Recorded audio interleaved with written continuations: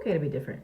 It's really okay not to fit in. It's really okay to walk in your own lane, walk in the own path that God has given you and created for you, the domain that He created for you. And the world really can make you think that you need to fall into uh, socialization's classification of what it is to be amongst this earth and tread amongst this earth. But the Bible clearly tells us to come from among them and be separated. And I'm not saying you're going to walk alone for the rest of your life.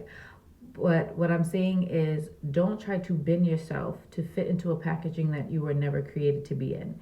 And it's very interesting because I just came across this gospel artist, like their art for their new album. I guess it came out like 3 months ago. I don't know. I'm not really big into the album releases.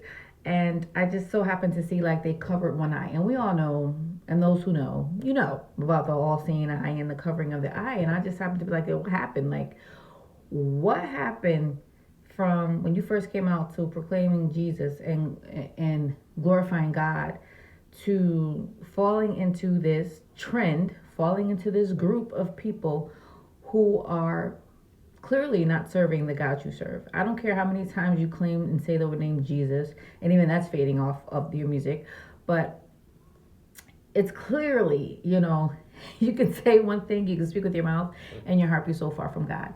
So it's okay. It is okay not to fall into a group and not to fall into a trend. And because if God wants to put you on a platform, God will put you on a platform. If God wants to put you in amongst people, He will put you amongst people. If God wants to expose you to the masses, God will expose you to the masses.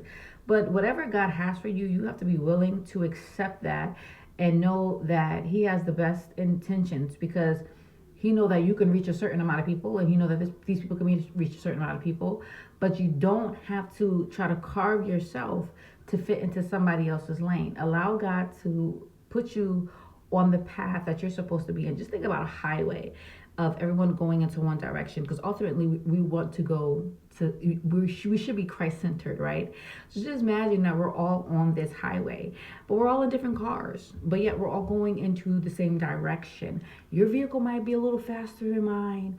Mine might not have as much pull, might not have as much power, but I'm still trucking along. I'm still going. Some might be like yards ahead, but the ultimate goal is to come to the end of that highway at heaven's gate and to hear, well done, my good and faithful servant.